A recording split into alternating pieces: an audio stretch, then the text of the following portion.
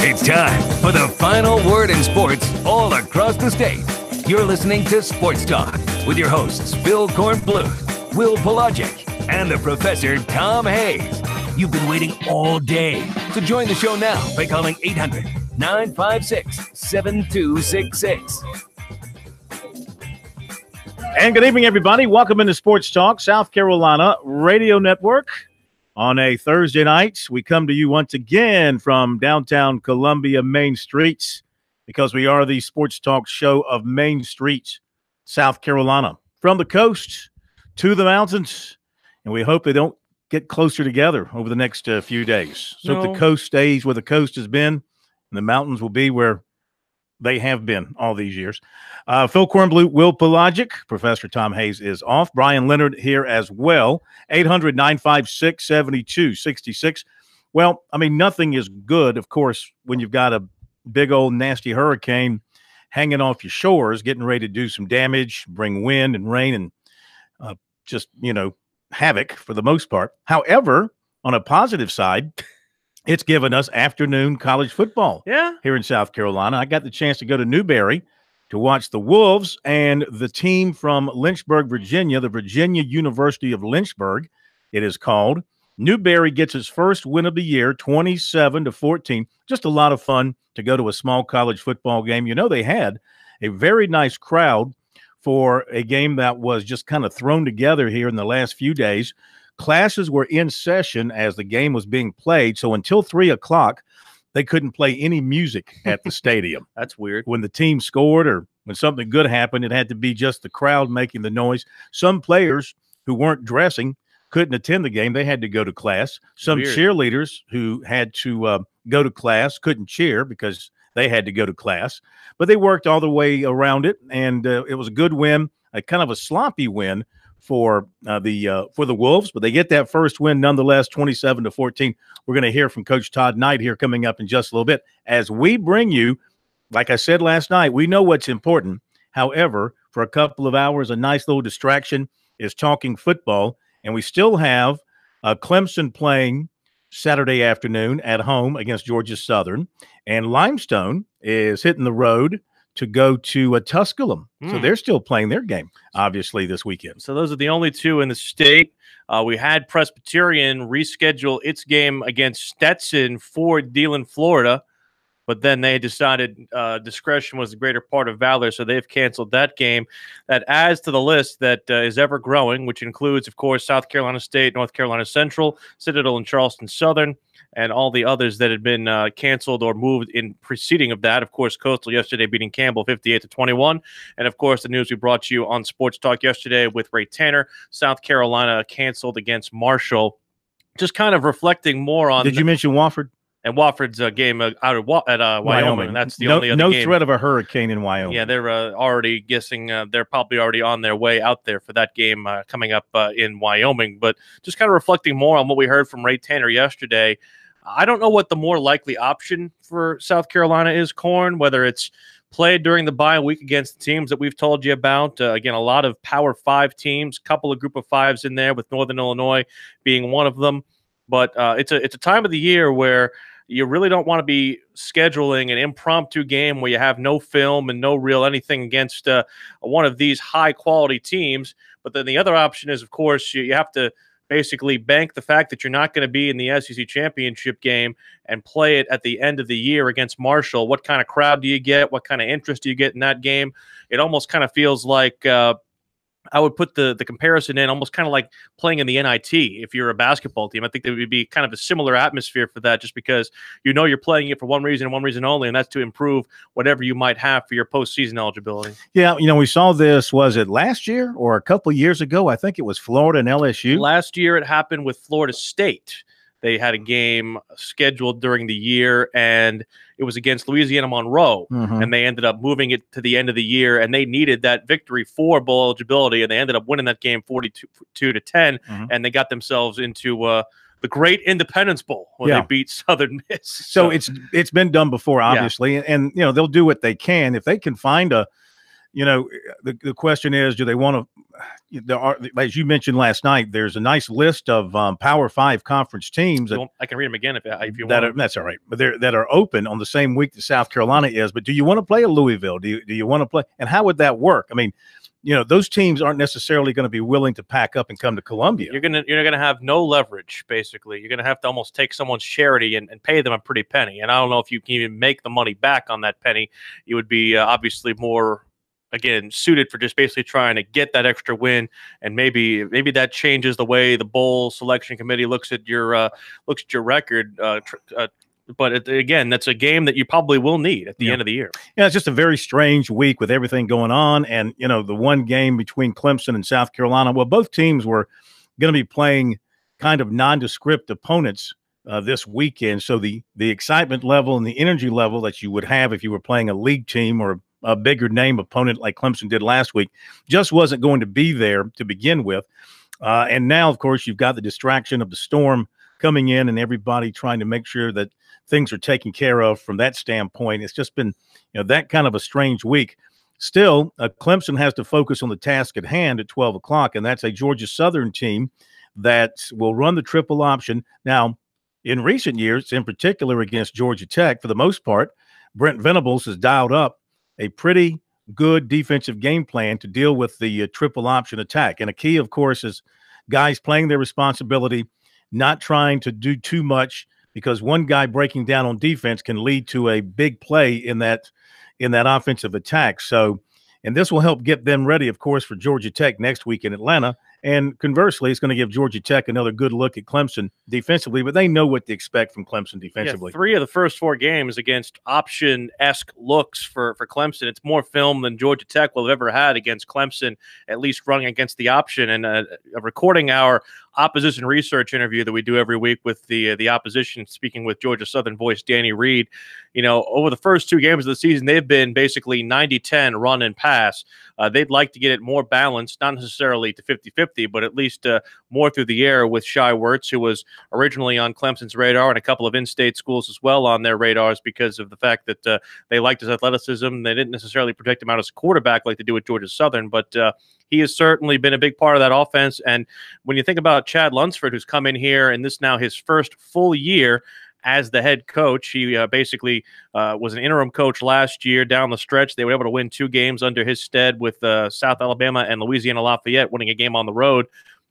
He has brought them back a little bit to that swagger they had under Willie Fritz, and they really like what he's done with the program. It really didn't work under the previous administration in between, and it seems to me that the 18-game experiment that they went with did not work. They're very, very much looking back more towards those 9-3, 9-4 years they had when they first joined the Sun Belt, and it almost kind of creates a nice little parallel here in the state for Coastal Carolina, who is basically entering the same conference a couple of years behind where Georgia Southern is, but it's proof that you can have success at this level, especially if you're moving up from the FCS. There's one ACC game going on right now, too. Boston College and Wake Forest were scheduled for a night kickoff. They moved it up to 5 o'clock, and they are late in the first quarter. BC and Wake Forest, each team is 2-0, and it's a 7-7 game there. And, this BC team, I'm telling you, if there's a team in the Atlantic Division that down the road Clemson has to look at and think about, this one could be a problem, it's BC. They run the ball extremely well. They have a very dangerous quarterback. Their defense is always pretty good, and I think it's good again this year. Their offensive line is big once again. You got to play up in Boston in November, so no telling what the weather's going to be like on that day if they play. If BC is good at that point, they'll make that a night game. They'll make that a prime time 7:30 kickoff, I would think. If it's that late in the year, it could be for the title, though Clemson still has to play Duke the following week at home. So that BC team looks I'm just watching them move the ball against Wake Forest. That running game is really, really good. Dillon, their running back, is maybe the best running back in the ACC. I would say he was the preseason player of the year in the ACC, so I would say that not only is he probably the best running back, maybe the best skill position player in the entire conference. Oh, golly gee, look at this. Besides a hurricane, apparently a 2.6 magnitude earthquake struck west of Columbia today near the Georgia line. Run for the hills. Run for the hills, which is where I'll be running as I head to Clemson to cover the Tigers this weekend. I had a joke, but it's not a very sensitive joke. We'll be right back. 2.6 mag earthquakes.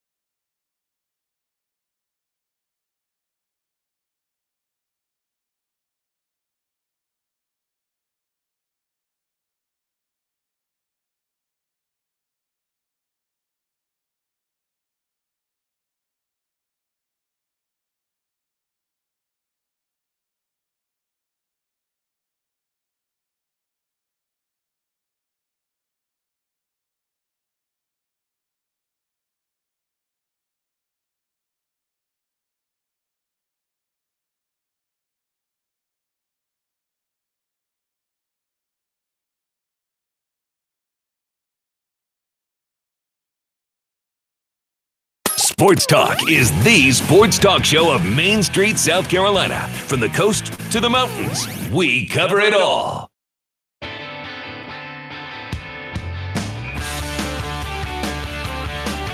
Sports Talk, South Carolina Radio Network, as we come to you on a Thursday, the 13th day of September 2018. We want to at least keep you abreast of what's going on across the state. We do have some tropical storm warnings that we will pass on to you. Tropical storm warnings for Dorchester County, Chesterfield County, Clarendon County, Darlington, Dillon, Florence, Lee, Marion, Marlborough, Sumter, and Williamsburg. Also a tropical storm watch for Kershaw and Lancaster.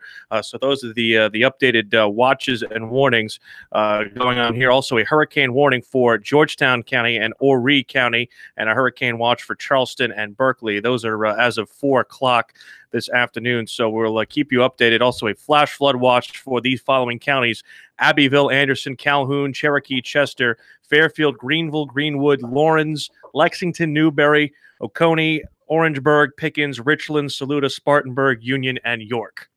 Okay, very good. It's a lot. Everybody be safe. Earlier today at Newberry, the Wolves win their first game of the year, 27-14 over Virginia University of Lynchburg. It was a 7-7 game at halftime, and then in the second half, the starting quarterback for the Wolves, Greg Ruff, who they tried to start today, but he's been dealing with some injuries, and they took him out. They put him back in, and he ignited a third quarter 13-0 run by the Wolves. Had a touchdown pass in the quarter, and they had a couple of field goals, and then it was a 20-7 game, and then the Dragons scored on a short run in the fourth quarter to pull within 6. A little bit nervous time there for Newberry, but they tacked on a late touchdown on another touchdown pass to Keenan Lewis. Is that right? Yeah, he had Yes. 2 touchdown catches. Keenan Lewis had 2 touchdown catches, 4 catches on the day for 64 yards. That made the final 27-14. Wasn't a particularly smooth performance for the Wolves. I had a chance to talk with Coach Todd Knight after the ball game, and he expressed that same thought. It was a win. They needed a win after losing their first 2 games, but it wasn't anything close to perfection. An old coach told me one time, don't ever apologize for a win. Today was a little sloppy, but we needed a W. And, it's strange kicking off at 1 o'clock on a Thursday, 110 years of football around here, and we've never done this before. So it was a major undertaking when a lot of your support staff, things you don't think about, they're at work.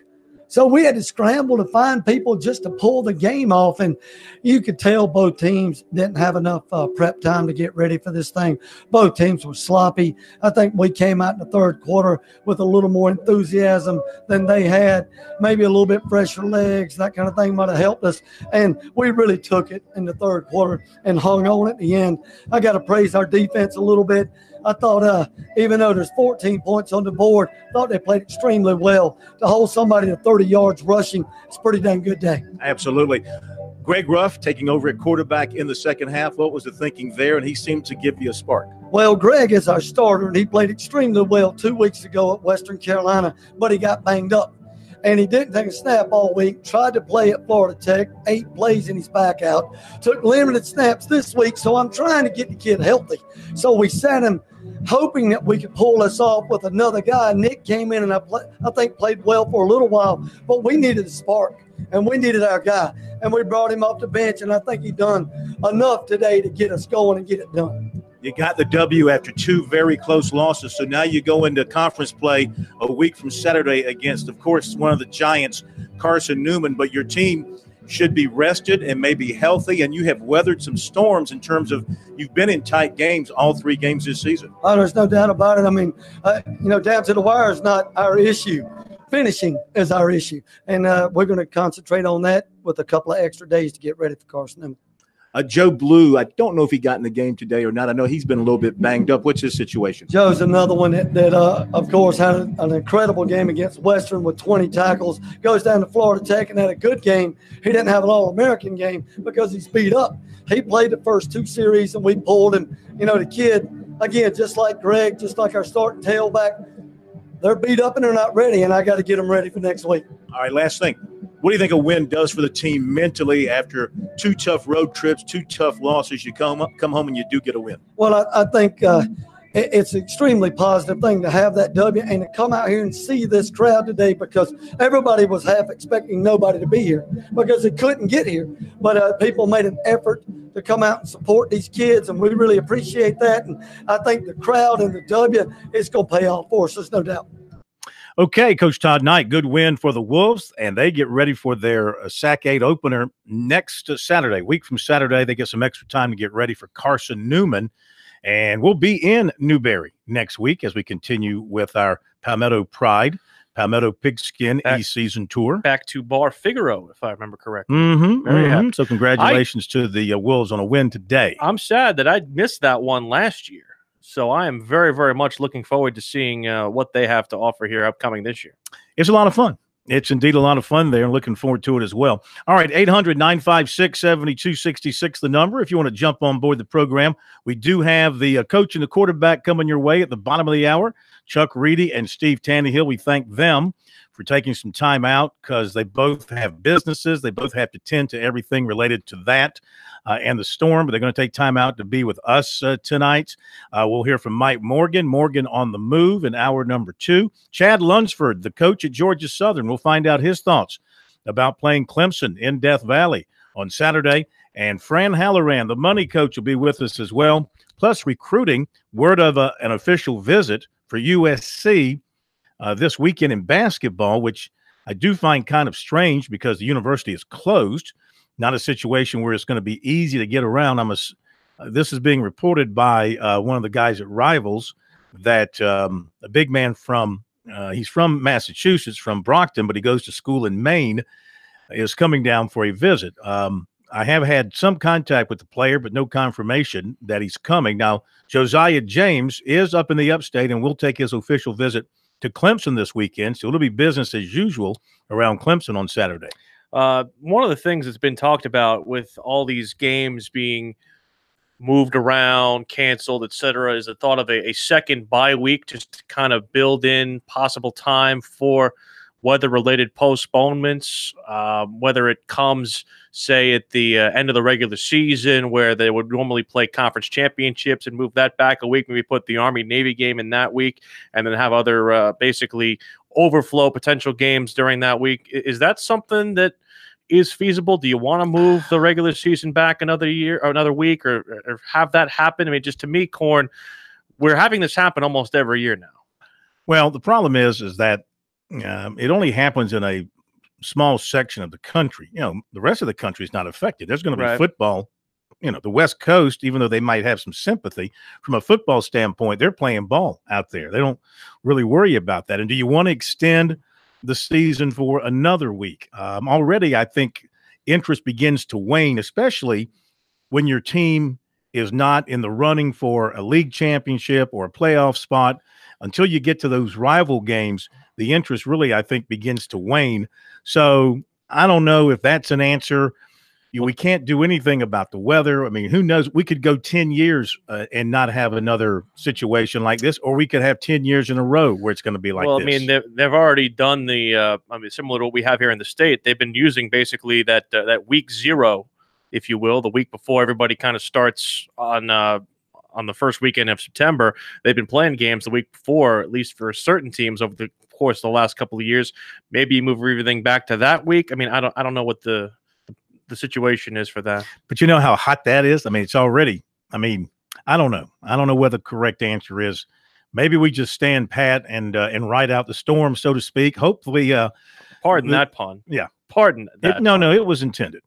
Hopefully teams can, those who have to postpone games or whatever, they can make them up. And then again, I guess some teams have gone through these years and not played that full slate of games because they've lost one. They weren't able to make it up. So I don't know that there is an absolute correct answer for that. I'm not in favor of extending the season if at all possible. I mean, 13 weeks now with 12 games is a long, long time to have a college football player, involved with his team and everything. And around that. So I wouldn't be in favor of throwing another week in there. The coach and the QB join us next. Steve Tannehill, Chuck Reedy. We have one game to break down, although we can also look back to what happened the last couple of weeks as well here on Sports Talk.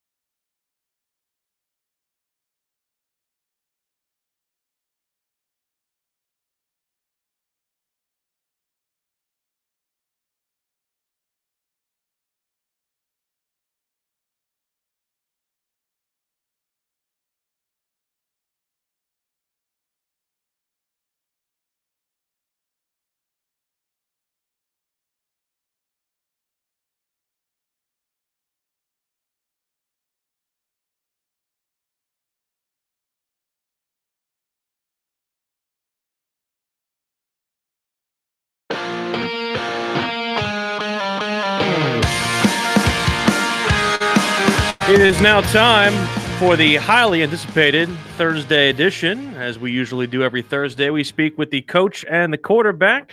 Former South Carolina quarterback Steve Tannehill, former college football assistant coach Chuck Reedy are both on the line with us. And head coach. And head coach. Well, he was a head coach at Baylor. I know he was. We prefer not to talk about Bears. Baylor Bears. We don't talk about that. He was there when Baylor was a nice place. Before Baylor became the home Wait a minute. Hold on. That's breaking news. Baylor was ever and I've been. Have you ever been to Waco, Texas? Well, when Coach was but there. That money's that money. He got paid. Coach, how long were you at Baylor? as the head coach? Well, I was head coach for 4 years. I was offense coordinator 3 years prior to that. Baylor is 7 years altogether. Waco is not a nice place. Level with me. Come on, Chuck. No, I love Waco. I love living in Waco. It was a great place to live. What you saying, Steve, about a hamburger? What? That hamburger shack's got Baylor money in it, man. See? No, that Baylor money was gone a long time ago. We weren't making the kind of money they're making now, I can tell you that. Well, it's good to have both of you with us. I know you got businesses that you're tending to. I know, Chuck, you got your stuff down in the Charleston area. Everything okay with you? Yeah, everything's good. We closed yesterday to, let our employees evacuate or do whatever they needed to do. And, but yeah, everything's good. Thank you. Good. Steve, group therapy, everything good with you? Yep, so far so good. We'll find out Saturday morning, I guess. Have you been getting a lot more crowds with the students out of school since Tuesday? No, I think all the students kind of tailed and ran out, especially when the game was canceled. Once the game was canceled, these students aren't hanging around here. They can go see their friends at other colleges. Go to a beach somewhere. Go to a beach somewhere and have a hurricane party away from the hurricane. I would imagine it'll be. 5-point floods, kind of easy. So this won't be a great weekend for us. But hopefully Carolina will get another game at some point, and it'll be beneficial. Well, let's talk about Georgia and South Carolina. And Chuck, what were you at all surprised about the way that game played out and the way that South Carolina could not really manufacture much of anything in the second half? No, well, I was a little bit surprised that they didn't play better. Not surprised that they got beat, but I tell you what surprised me, and I don't know a lot about a lot of things. I do know about running the football, and I know this. You've got to make a commitment to the running game if you're going to be any good running the ball, and you've got to sell your players on that. And when I saw them come out the first 5 or 6 plays of the game, no backs. So there wasn't any threat of an RPO or any kind of run, unless it's quarterback draw, and they throw the ball the first 5 or 6 times, in the game. I mean, to me, was a sign right off the bat that they didn't think they could run the football. Now, I'm sure they had a reason for that.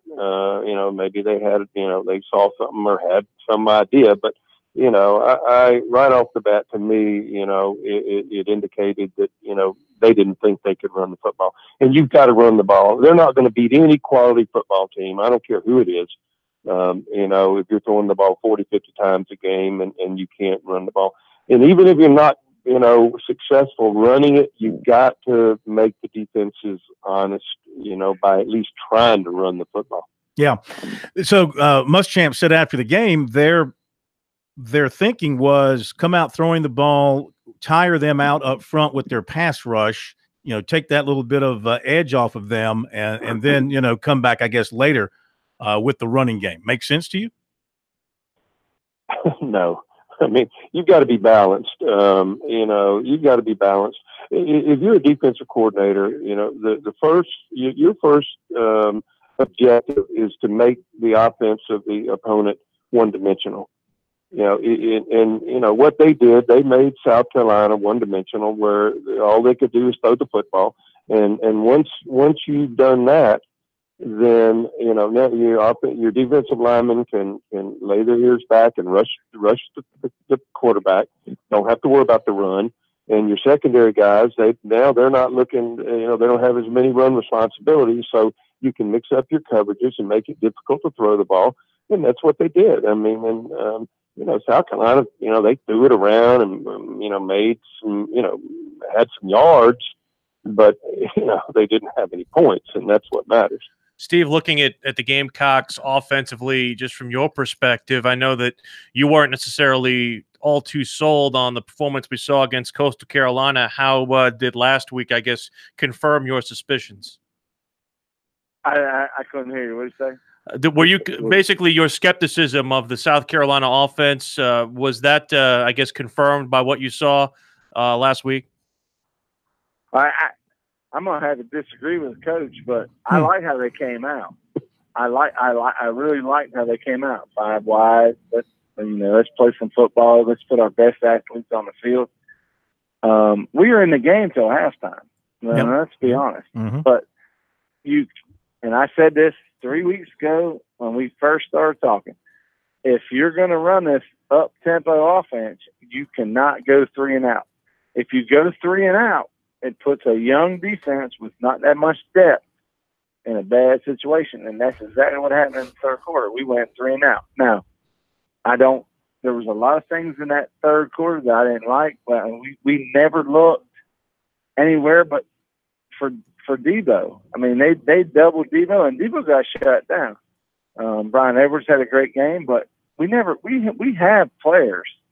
We need to follow the offense and based on the coverages, find the open receiver. We just don't need to say we're going into this game, Debo. Debo will get his when it's time. And if the coverage sets up for it. But in the SEC, the name of the game is stopping the run and running the football. If you can do one or the other or both, you're going to be in the mix at the end. And this isn't the Pac-10. So you can throw it all around, and at the end of the year, one of the SEC teams are going to beat you.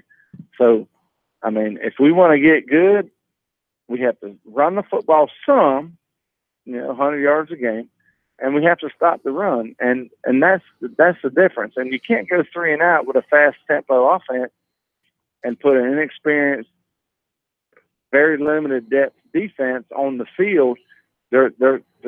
It's not going to work, and that's what happened on Saturday. We just, in that third quarter, it just got us. We went 3 and out 3 times in a row, and there's the football game. Yeah, in my opinion. Now I'm not who am I? That's my opinion. Yeah. Hey, listen, your opinion is smarter than a lot of others. But let me ask you this: in the passing game, until he hit that 44-yard touchdown pass late to Edwards. They didn't really complete any big passes down the field, didn't really attempt many big passes down the field. Do you think that was that by design or because he just didn't have the time? I thought the offensive line gave him a nice pocket and gave him time to look. So do you think the deep ball just wasn't part of what they were looking to do? Well, when I played and when I coached, I said we were always going to take one shot. And when I was a player here, and we always say we're going to take one shot a quarter somewhere, either a post or a deep ball, something. And we have the players to do that. I'm confused a little bit why Shi Smith, who's the fastest guy on the team, and I did coach Shi, so I'm a little, it's a little different. But I don't understand why he's not on the outside at some point, just running a go route. He's the fastest guy on the team, and all Shi does is he's in the slot running 5-yard outs or skinny posts. In the bowl game, we hit him on a go route, touchdown, seal the win. So I am, and we all are. We're all at this point in time as Gamecock fans and believers. We're all asking questions, but I don't think we took enough shots. I love throwing the football down the field, and I don't think we did that a lot, and I don't think we did it enough. We have the coach and the quarterback with us here on Sports Talk, Chuck Reedy and Steve Tannehill. We'll get their thoughts on Clemson's win at Texas A&M and dealing with the storm and getting ready for Georgia Southern, and if the Tigers can be caught off guard at all by this Eagles team coming into Death Valley. We'll come back. We'll do that when we return. Also some recruiting when we return as well. Sports Talk continues in the eye of the storm.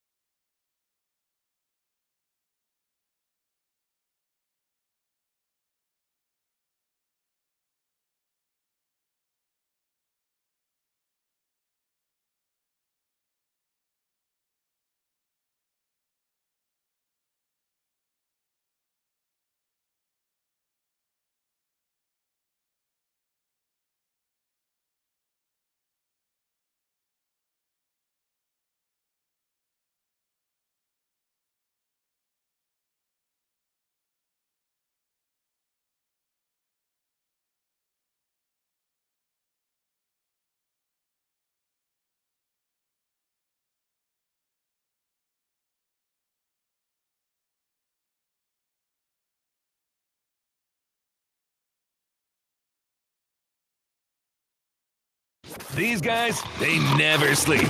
Check them out on the web at SportsTalkSC.com. Now, more of Sports Talk on the South Carolina Radio Network. We're back on Sports Talk, South Carolina Radio Network. Back with the coach and the QB, Steve Tannehill, Chuck Reedy here with us. And Corn, we've done our due diligence on a team that won't play this week. Let's talk about the one who is. Yeah, absolutely. Clemson at noon against Georgia Southern at Death Valley, Chuck. And, well, again, they just did enough to win a really good game on the road. And as the season wears on and we see how Texas A&M evolves, that win could prove to be even bigger. But they got it done in a very tough setting, and they continued to shuffle their quarterbacks in there. And it was the older guy who'd been through it before who really saved their bacon there in College Station.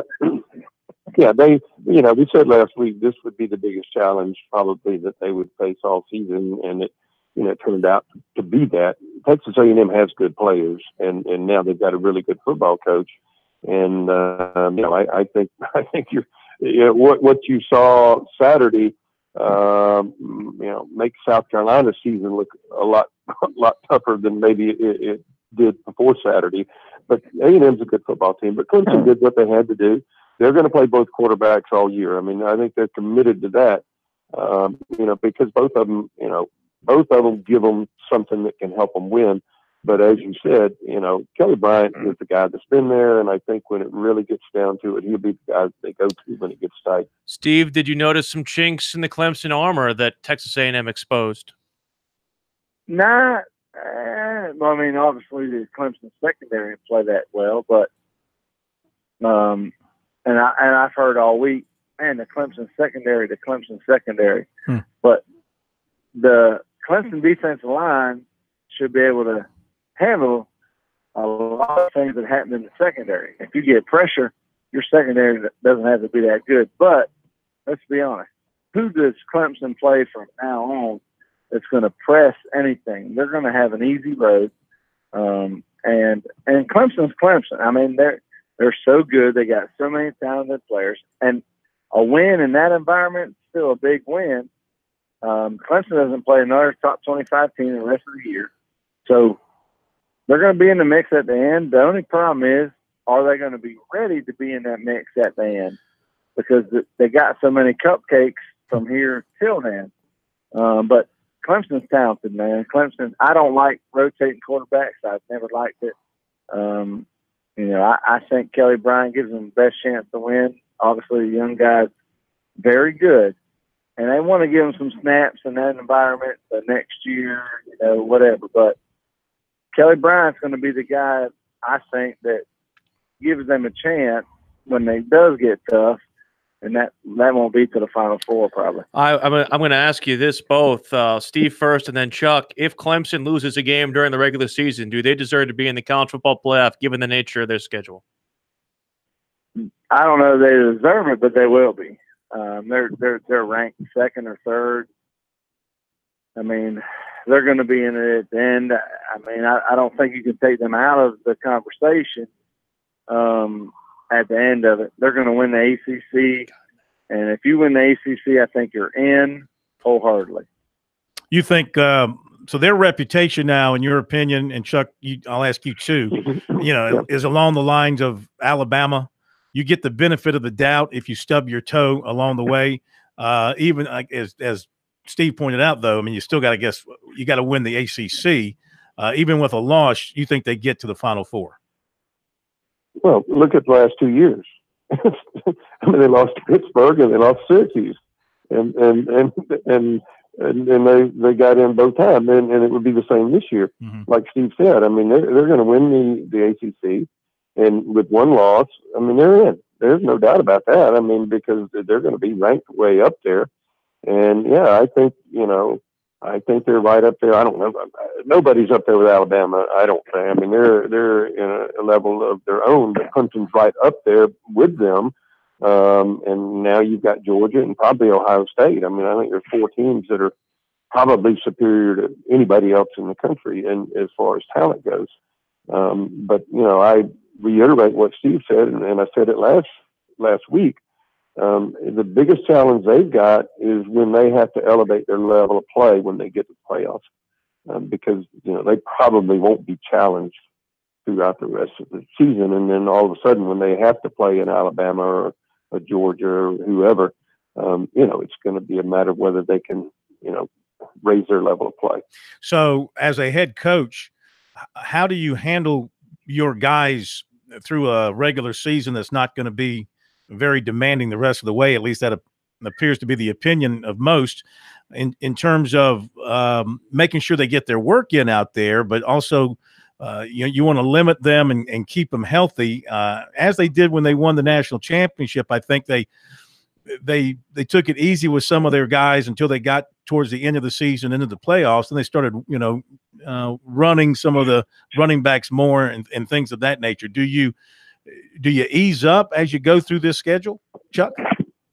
No, I don't think you do. I think you better, press it, and they may need to get some good work in practice. Exactly. Against each other, and I'm not saying, that every week to do that, but, there may come a time when they need to, to really, get some good work, good against good done in practice so that they're ready to play that caliber of football team. What about you, Steve? Do you see as a former player the need for the top line guys to get a lot of work in games, or do you kind of ease up on them? Well, I think the Alabama model is how it goes. You get so much better every week at practice than when you play a team that's not as good as you. You dominate. But at practice every week, you get so much better. And I think that's what Clemson has to do. They're good on both sides of the ball. And, you don't have that many live teams, but just the periods you have together, I think that makes you a better football player. But I don't think, Steve, that Alabama is proportionally better, or as Alabama is not as proportionally better than its opponents than I think Clemson is. I think the gap between Clemson and its opponents is wider than the gap between Alabama and its opponents. I think Alabama's opponents give them a better fight. No, I'm not saying that. I'm saying that every day at practice, the guys that Clemson has and the guys on offense and the guys on defense, there's battles every day. Same thing at Alabama. When that defensive end goes against that number one offensive lineman, there's a battle every day. So even in those position drills where you might not see it on Saturday, on Tuesdays or Wednesdays at practice, you are getting so much good work because that guy across from you is the top of the line guy. And that's what I think Clemson's going to do, and that's what they're doing. They're getting better every day at practice. They might not get better on Saturdays. They're getting better every day at practice. Guys, we thank you very much. Enjoy the weekend. I guess, Steve, you get a chance to relax a little bit with the Gamecocks being off. And, Coach, enjoy your time. Did you get out of the Charleston area, Coach, or are you staying down there? No, we're here in Columbia. Oh, okay. So yeah, we've still got our house here. So cool. We should all get drinks. No party at Chuck's. Pardon? We should do a party at group therapy. Why not? Why not? We're not closing. You said we're not closing. Oh, you are not closing. No, we're not closing. We're open. Bring it. 65, my friend. Bring your worst, Flo. Bring your worst. Well, you survived down there, Steve, and to get your mop ready. Hopefully it won't be too bad. Coach, thank you, and we'll talk to you guys next week.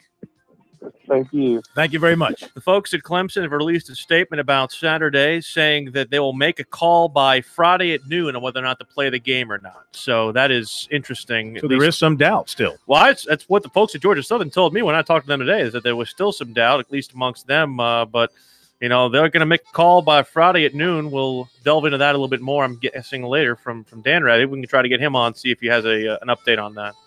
Sure. All right, top of the hour break. We'll come back, and we will have Morgan on the move. We've got recruiting coming up and a whole bunch more.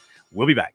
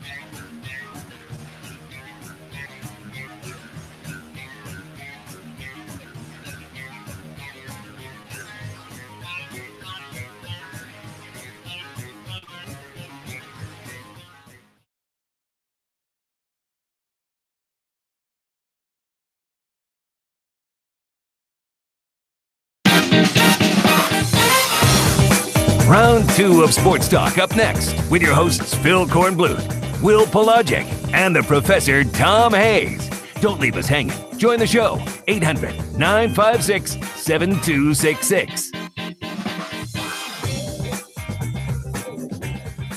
Okay, we're back. It is Sports Talk, South Carolina Radio Network. Thursday night edition from downtown Columbia. And Phil Kornbluth, Will Pelagic here. Sir. Glad you are with us. Remember, if you lose us over the airwaves, you can always find us on our Twitter feed, the Periscope live view of Sports Talk on our Twitter account at SportsTalkSC. That's the clown there waving at you.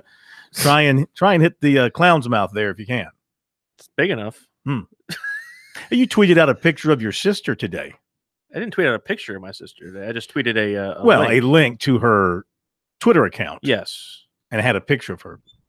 She is, shall we say, much more attractive than some other members of her family. I do not need you saying anything positive or negative about my family members. Yeah. I'm just saying my observation would be that. Is that a fact? Yeah. Is that a fact? Yeah. And she's much, from what I understand, she's much more funny. Well, she does do that for a living. Yeah. You know? That is her trade. Yes.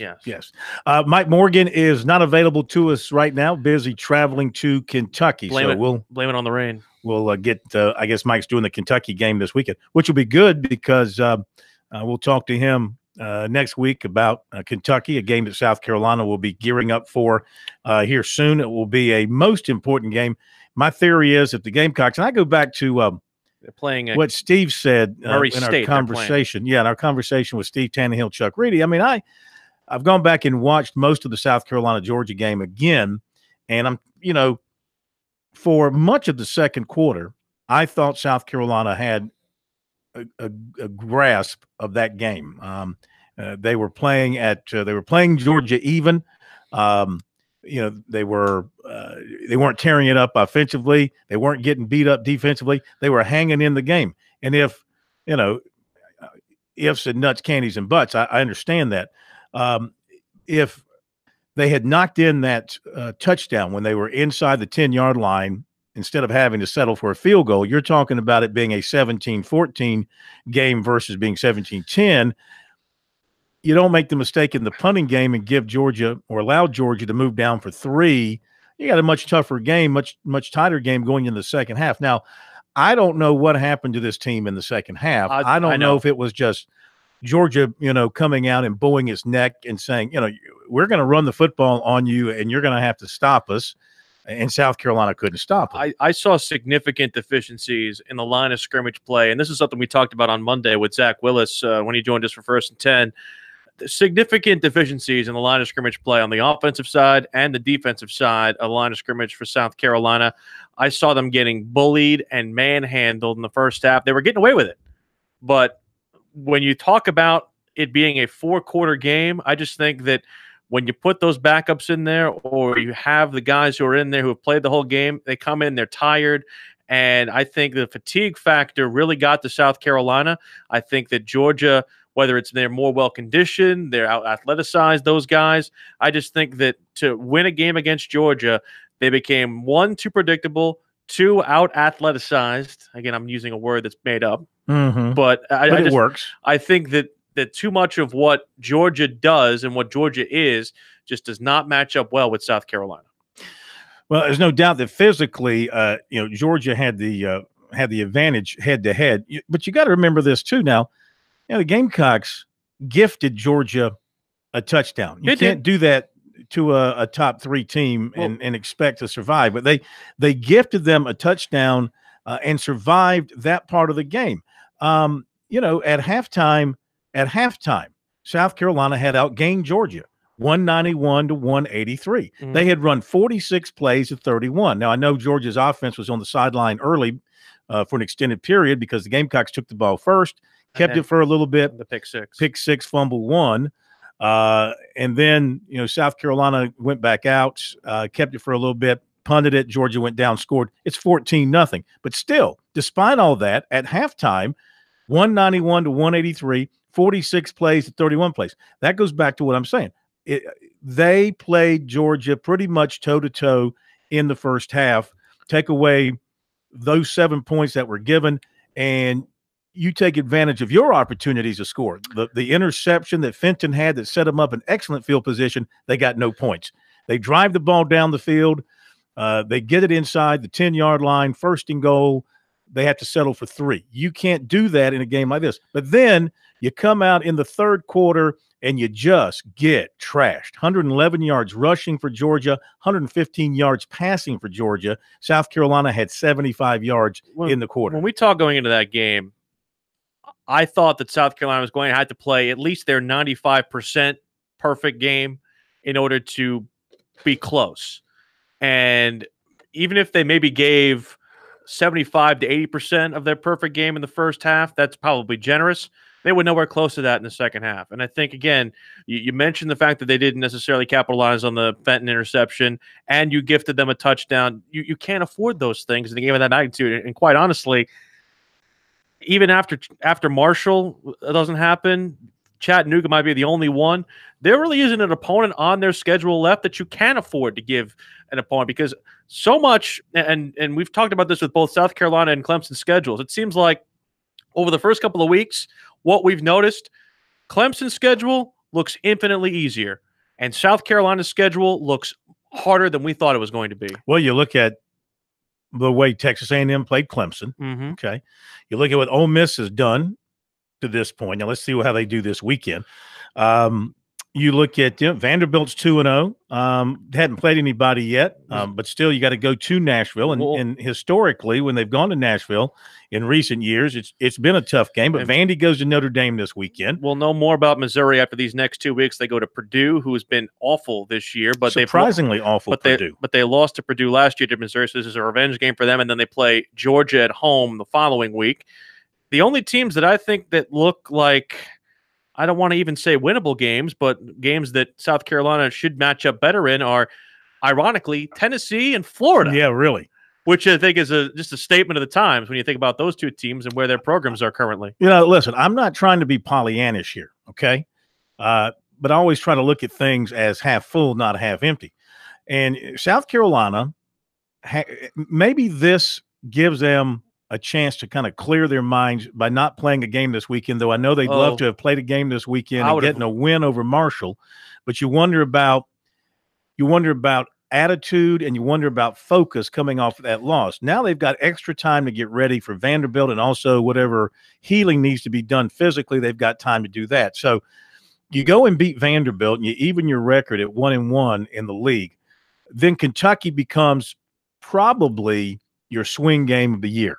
Because if you can go and somehow beat Kentucky, which means you do have to figure out how to stop the run, because they're going to run the ball. Mm-hmm. You go to Kentucky, you win that game, you're 2-1, and now you got some momentum and confidence coming back home. You're back on schedule if you can do those two things, win at Vandy, win at Kentucky, which most years for South Carolina should be a doable thing. I just don't know. I see what you're saying. I just don't know if I philosophically agree with you. Because I think South Carolina needed to play this week to get the sour taste out of their mouth. More than one player said that when we talked to them earlier this week on campus, is that they had a sour taste in their mouth in that Georgia game, and they needed at least to wipe out the uncertainty. Because I think one thing that last week proved is that maybe they don't necessarily know what they're doing offensively still. Well, Chuck is exactly right, and that is, and he has said this repeatedly over the years. Identity. Well, yeah, identity. And if you're going to run the football, you have to make a commitment to running the football. And listen, I was as surprised as anybody when they came out in the game against Georgia, throwing the football, nobody in the backfield. As he said, that eliminates your RPO, 5 wide. Now, look, it started out okay. They completed a pass to Debo to get the game going, and a pass to Casey Crosby, I believe.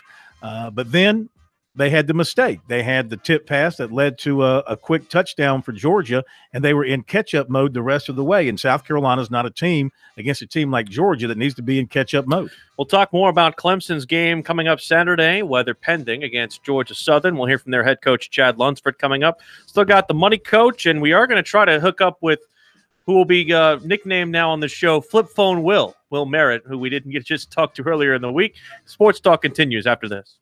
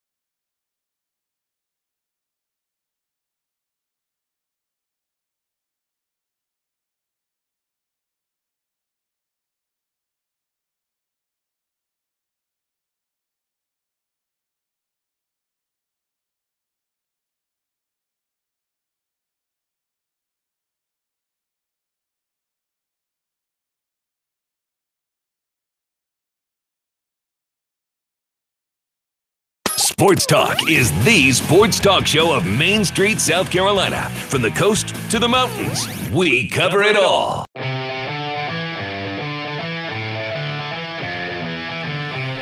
Sports Talk South Carolina Radio Network. We're brought to you by Founders Federal Credit Union. It's all about you with Founders Federal Credit Union. When it comes to your financial needs, Founders always thinks member and takes great pride in offering its members the most innovative products and services. But relax, join Founders.com to see if you qualify for membership. Clemson playing this week against Georgia Southern. Again, we brought you the statement from Clemson earlier in the opening part of the closing part of the first hour. They will make a call by Friday at noon on whether or not they are going to play Saturday's game, which is scheduled for Saturday at noon. And talking to the folks at Georgia Southern for our opposition research interview with Danny Reed, the voice of the Eagles, which will air tomorrow on Sports Talk. We will basically, they are busing up from Statesboro. They're not going to fly, so they will at least get themselves ready to go that way. And once they hear yay or nay, they will go ahead and bus that trip up from Statesboro to Clemson. Although, as we've come to realize, there is still some, I don't want to say pushback, but there are people obviously who are wondering just why this game is still being played from Clemson's perspective. Obviously, when you think about what else is going on from the what's going on elsewhere in the state, obviously a big concern. It is about a 3-hour, 40-minute bus ride from Statesboro up to Clemson. You factor in maybe a little bit more time with the bus convoy that will be going up there, probably about more like a 4.5 hour trip from that perspective. And of course, you have to go through Augusta. We'll see whether or not that trip gets made or not. We did have a chance to get you some comments from the head coach of the Georgia Southern Eagles, Chad Lunsford. He is in his first full year there, second overall. He took over midway through the season for the previous administration there. This did not work out. They went 5-7 and 16, 2-10 overall. He was able to get both of those victories and 2 wins in the opening portion of this season against South Carolina State and UMass, heading into this week against Clemson, the first ever meeting that they'll take on the Tigers. But of course, he was asked about the obvious distractions involving Hurricane Florence affecting his ball club. Well, in our building, we control what we can control, and obviously a hurricane is uncontrollable for us, so we're not talking about that right now. We leave that to administration, and I'm sure they'll do a great job with telling us, communicating with us what we need to do. But right now we're not worried about that. We're getting ready to play a game in Clemson on Saturday.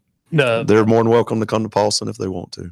The follow-up to that, it seems like if the game is played, it's going to be in some pretty extreme conditions. Is that something that you try to prepare for? Or, I mean, a lot of people have played in the rain before. Do you take any precautions or any extra steps when it might be, windier than usual and even more of a downpour than usual? Well, we put a high premium on ball security around here anyway. And in South Georgia, we run into weather issues all the time. So it's something that we're used to with rain and things like that.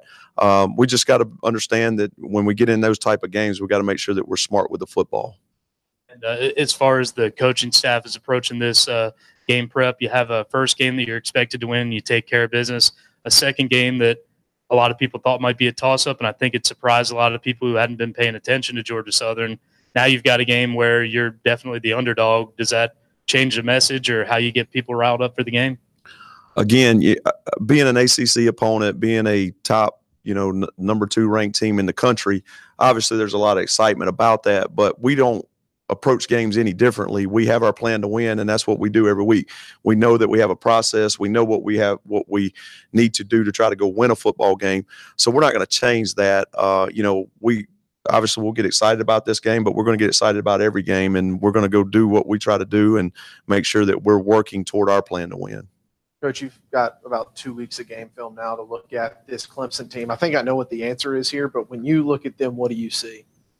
Really good football team. I mean, they're good players all over the place. And, but again, as I said, this season's about us, and we got to make sure we're taking care of ourselves. And if they end up being faster, if they end up being stronger, if they end up being more athletic, we just got to go play as hard as we can play and put our best product on the field and stick to the plan to win. In terms, people at home who might not know football terminology can understand, Clemson's got one of the best defensive lines in the country. This is going to be a tough game out there for Shy. What's he got to do to stay on his feet? Well, I think it's a tough football game, period. Offensive line's got to block them. And, if they go out and block them, then it makes it a little bit easier on Shy, and it makes it a little bit easier for our running backs. But we got to just go out and do what we do. We're a blue-collar football team. We got to make sure that we go out and try to outwork them. And, I wouldn't put it just on one guy. I mean, our whole team's got to step up. If we want to win this game, our whole team's got to step up. We got to get better from week 1 to week 2 to week 3 now. That is a little bit from Chad Lunsford. And the one thing, because we're getting some people who are reacting about, the decision to cancel the games. This is coming in, at least linked to with somebody else, one of the other reporters who covers Clemson and South Carolina, saying things like, oh, this is the forecast Saturday for Clemson. I think we're okay. People are overreacting. And other people are saying things like they are only calling for 1 to 2 inches of rain in Columbia on Saturday. Ridiculous to cancel with that forecast. The game were not canceled because of the forecast. It has everything to do with the emergency personnel and logistics of getting those people involved in helping people on the coast who are going to need that, especially those who did not evacuate. It's just the thought that they were canceling these games or moving these games because of the forecast is, at least what they would be playing in, that's a complete misconception from people's perspective. No, I disagree. I mean, what you're saying, I think, is partially right. I don't think there's any question they had to consider personnel and who's available and who's not. But, if in Columbia they were getting a forecast of a couple of inches of rain and winds 10 to 15 miles an hour and nothing more than that, I have no doubt they would have tried to play the game. They must be getting, a forecast of much more rain than that and much stronger winds and a greater level of danger. Dan Radakovich up at Clemson sees a forecast because Clemson is 130 miles from Columbia, and he sees a forecast that says, we're not getting heavy weather here until Saturday night and into Sunday morning.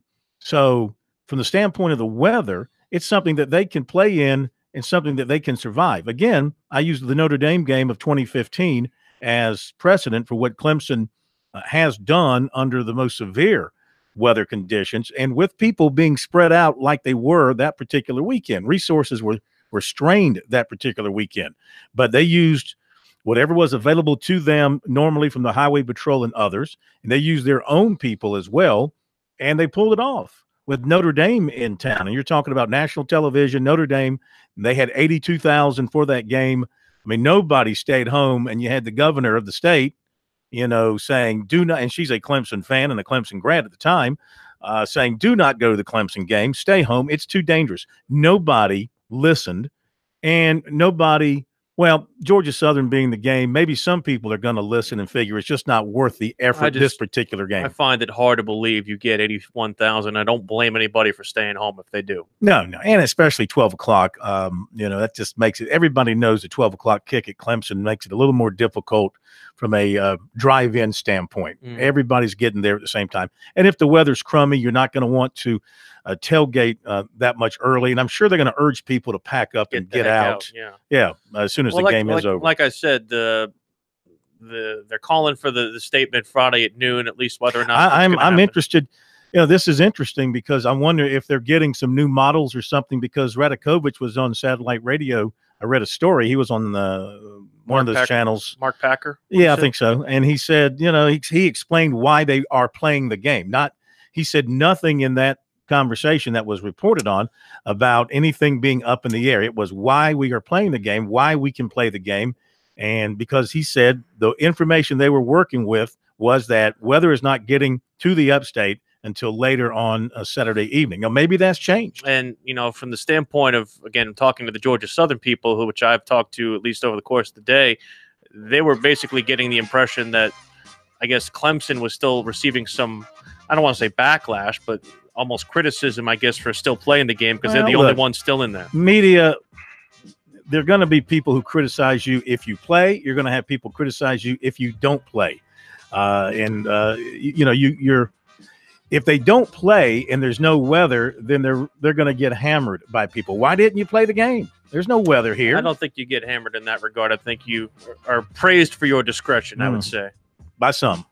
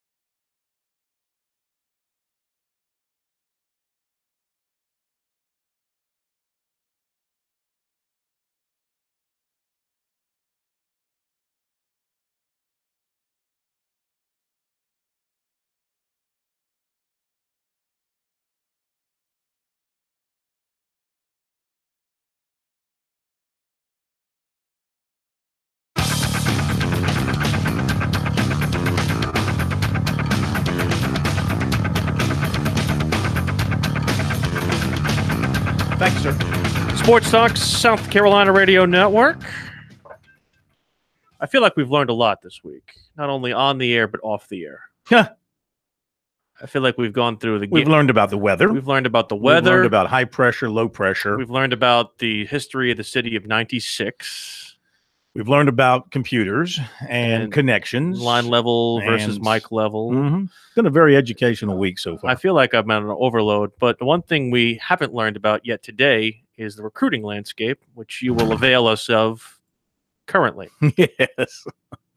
Will you avail us of today's recruiting? As we have another gremlin pop up on the air. Yes, recruiting will begin with some football where USC has not connected on a field goal of 50 yards or more since Elliott Fry hit a 55-yarder against Vanderbilt in 2016. I think Elliott Fry was in school when I was in school.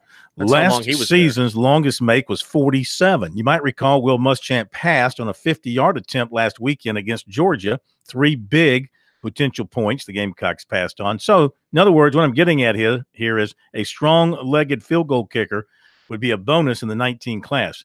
They have renewed their interest in Ryan Fitzgerald of Moultrie, Georgia, Colquitt County, whose nickname is? The Leg? No, not him, the team. Oh. Colquitt County, known as the Packers. Oh, of course. I like him already. Of course. He attended USC's kicker camp in the summer and did not perform well on field goals.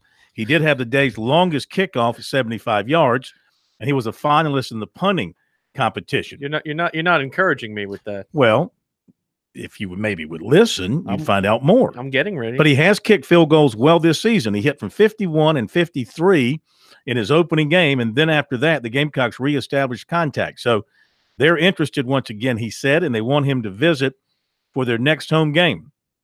And he's going to do that. He's going to visit USC October the 6th. He is also looking at Florida, Florida State, Georgia, Georgia Tech, Mississippi State, Tennessee, and Virginia Tech. He has been to Mississippi State and Florida State. He's going to Georgia this weekend and Tennessee the next weekend. You know what's weird to me?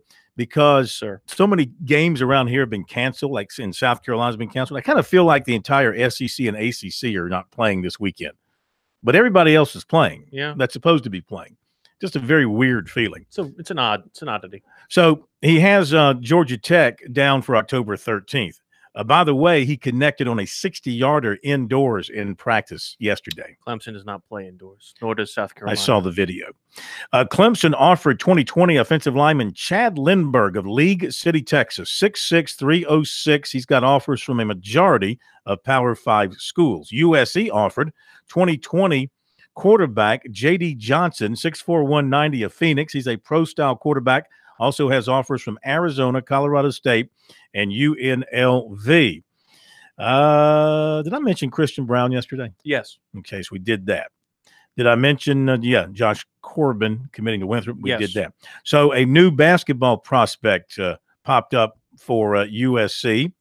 A gentleman by the name of Wildens Levesque. Could be Wildens Levesque.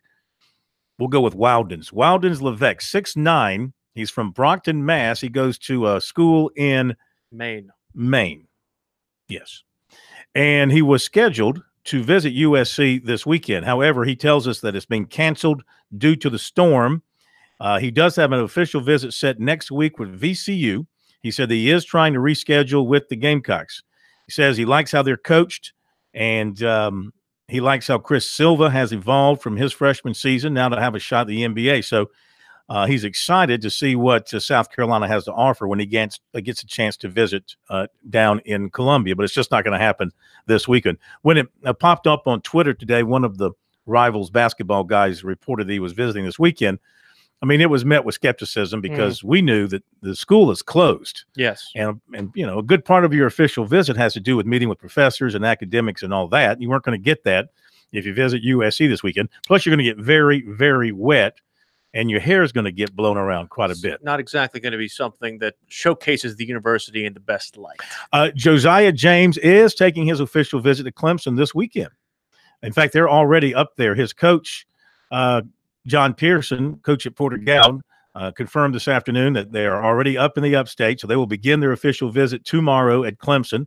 This will be his second of 3 official visits. He's got Duke coming up on the 27th, and so this is big for Clemson to get him on campus, to get their shot at him, and to see if they can, make a big impression. Tennessee is the other school that's involved here. So, Clemson going up against a hot SEC team and a charismatic coach in Rick Barnes. And, of course, then they're going up against the legend and the bluest of the blue bloods in Duke, which, how many times has Clemson won a true basketball recruiting battle against Duke? I can't. Let me answer that for you. Never. I can't think of one. Not in basketball. They've won them in football. But, the thought of Zion Williamson, echoes through the mind here when you think about going up against Duke. By the way, speaking of that, to that end, the ACC in its infinite wisdom released its basketball schedule today, and on that particular frame of thinking, they have Clemson opening, guess where? At Cameron Indoor Stadium against Duke, against Zion Williamson. Do you think that the ACC has it in for Clemson in basketball? A little bit? Got to play them sometime. Do you think they have a little sense of humor? Don't you think? Well, I'm not sure they did it with that in mind, but the Tigers, they will play at Duke. They don't get Duke at home. They do get North Carolina at home. Only game of the year with them. So that's in March. Yeah, there are 3 9. This is what I always look for. First thing I look for: how many weeknight 9 p.m. games do you have? They got 3. We got a lot. And they got 3. That's a lot. Well, hopefully it's spread around throughout the league that everybody has to share in it. So and the full schedule's on our website, SportsTalkSC.com, if you want to check it out. One game on the Tiffany Network. They play Syracuse at home on a Saturday. So a little national pub for Little John Coliseum. And you look at an ACC basketball slate and you go, okay, where is there a light spot? Well, I mean, you open with Duke and Syracuse on the road in consecutive games. Then you get Virginia at home, okay? All right, so you get Georgia Tech. But then you got to go to Florida State. You got to go to NC State. I mean, you just go up and down the schedule. There's both places you lost last year, by the way. There is no place to exhale. Pittsburgh.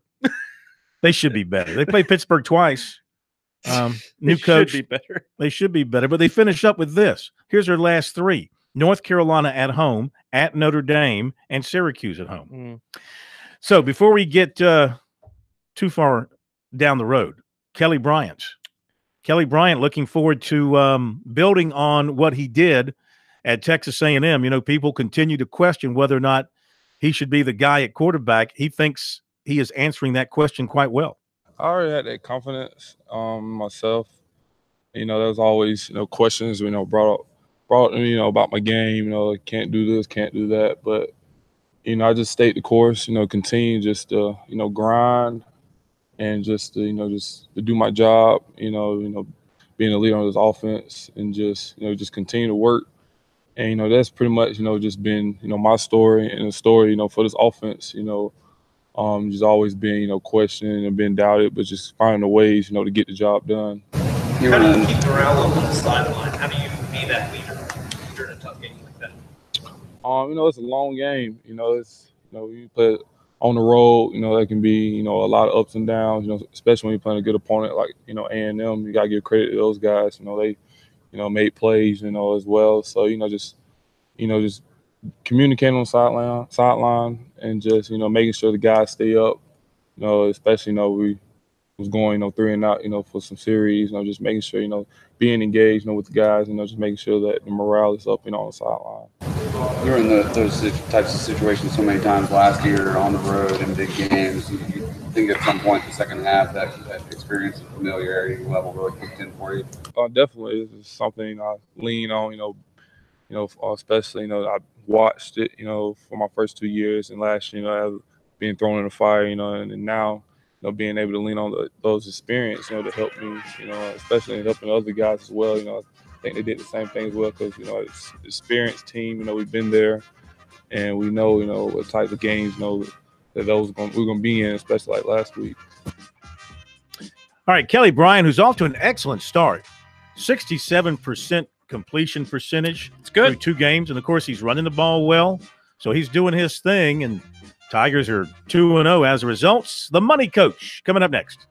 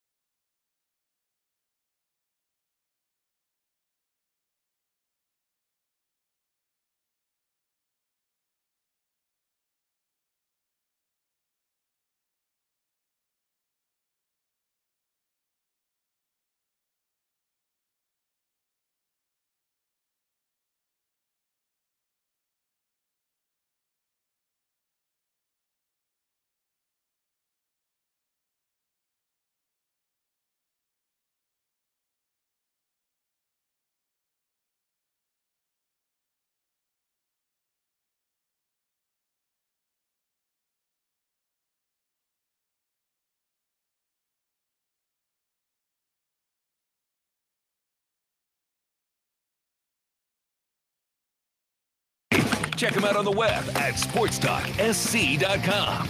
Now, more of Sports Talk on the South Carolina Radio Network. We are back on Sports Talk, South Carolina Radio Network, and as we have become accustomed to how we close a show during a football season on a Thursday night, we make our customary visit with the money coach, Fran Halloran, to talk to us about the intersection of sports and dinero. Time to spend our money with the money coach, Fran Halloran. Gentlemen, how are you? I'm doing fantastic. Hope you guys are as well. You're making it okay together without the pro to keep you guys in check, to act as the mediator. Everybody's good. You know, he's the glue, so we've been very unglued the last couple of days. This is true. That's a very good point. All right, so we are looking at no home game for one. Timeout. We forgot to ask Ray Tanner this, and I apologize when we had him last night, and I haven't seen anything about this. The contract with Marshall, does USC have to pay them anything? I believe from what I understand, the only way that they have to pay them is if they show up here and they can't play. Correct. That's right.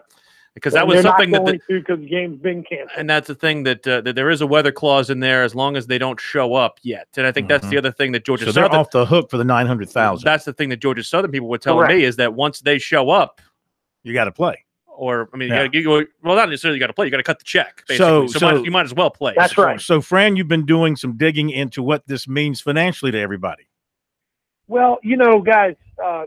Frankly, I think it's the right call. USC, you know, they needed to do this. There's no doubt about that in my brain, in my mind.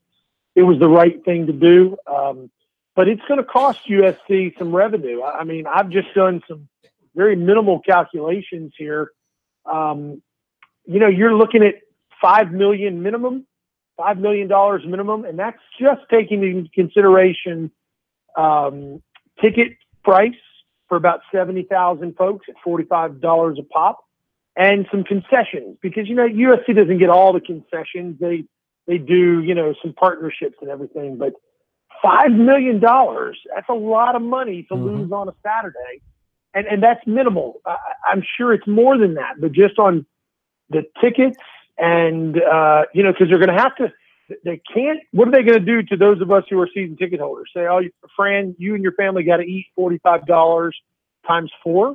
They've got to give us another game, or they're going to have to give us our money back. It's as simple as that. So that's a lot of money, guys. $5 million minimum. And if they have to schedule a Power 5 opponent that's out there with a similar off week that they can match up with, it's probably going to cost them more than $900,000, wouldn't you think? I would think it's going to cost them considerably more than that if you're going to get a Power 5 team to come down here and risk hurting themselves. You're going to have to pony up some serious coin. I would say probably $2.5 million or more, based on some of the other projections I've seen some of these Power 5 conference teams get already this year for playing some of these early games, you know, these showcase games early in the year. So, you know, I understand what South Carolina did. They needed to do it, but economically speaking, this hurts. This hurts a lot. How does that have to find another game? How does that jive with what they're paying Marshall? And could they make that? I'm guessing they can't make that money back.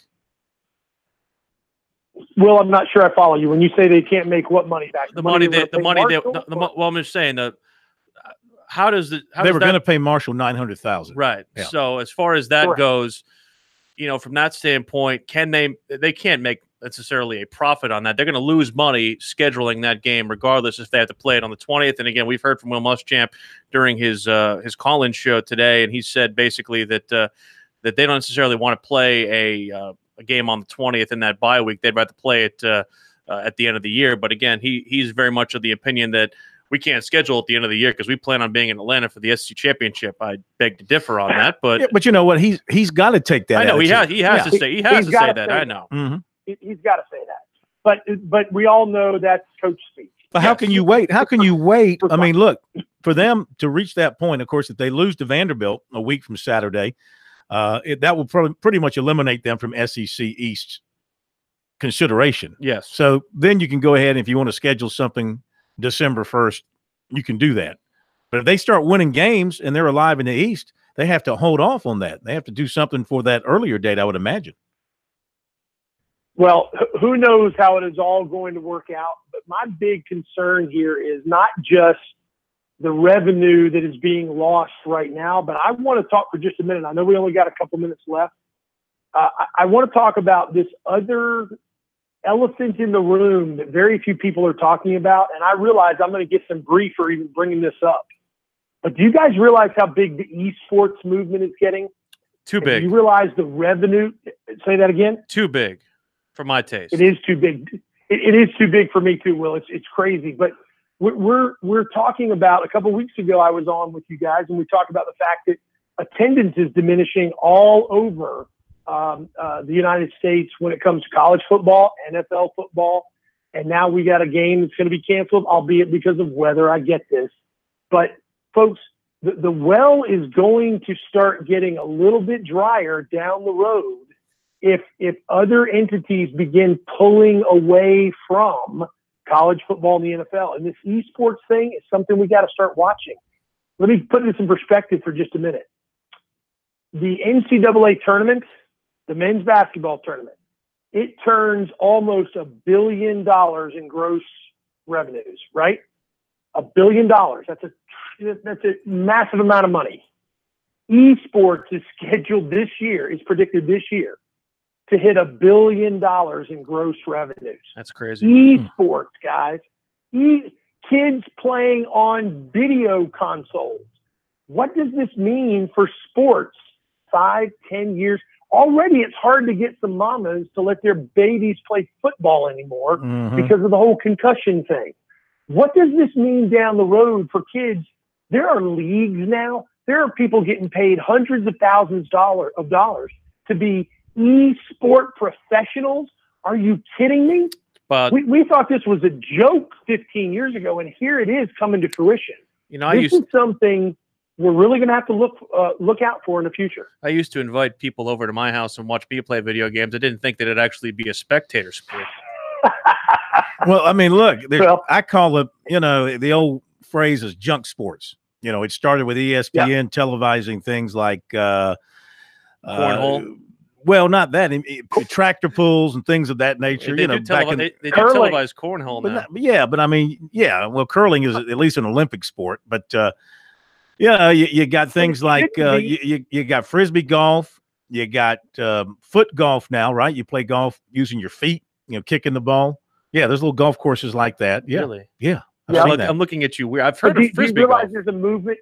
There's a movement now to bring esports into Olympic play? I thought they were also trying to make it an NCAA sport. They're working on that as well. But you think about it, it is going to take away from college sports. I could only It's imagine. going to be a game changer. This is my dream. Before you die, Corn, you're going to have to do esports recruiting. Esports recruiting. That's exactly what I want. Johnny Labinowitz has offers from from Harvard, MIT for esports. Football, esports for the USC Fortnite League. I don't know enough about it to even tell you what they're. I mean, basically, you're talking about people who probably are eating up a lot with fantasy football and things of that nature, playing the Madden sports games and stuff like that. That's right, Madden and all the other fantasy games that are out there. Yeah, I was never good enough at those to be professional in that. Me neither. I use my fantasies for other things besides football. We don't need to hear about that. You heard it from me first. Okay. Appreciate it, Coach. We appreciate it. Thank you, friend. All right, guys. Have a good weekend. Be safe, man. Don't get wet. Jesus Gibbs ready to go from Will Muschamps teleconference. Remember, he had the non-football preseason injury. He's ready to go, according to Will Muschamp from his coach's show. Mon Benson is healthier. And in terms of a makeup game, he says he does not want to play October 20th because that would cause 10 consecutive weeks. He says they plan on being in Atlanta for the SEC championship. Again, I say you're going to just play 11 games this year then? If he doesn't want to play then and doesn't. It's not a conference game. They're going to end up playing that December 1st date then. I would say so. That'll do it. See you tomorrow night here on Sports Talk.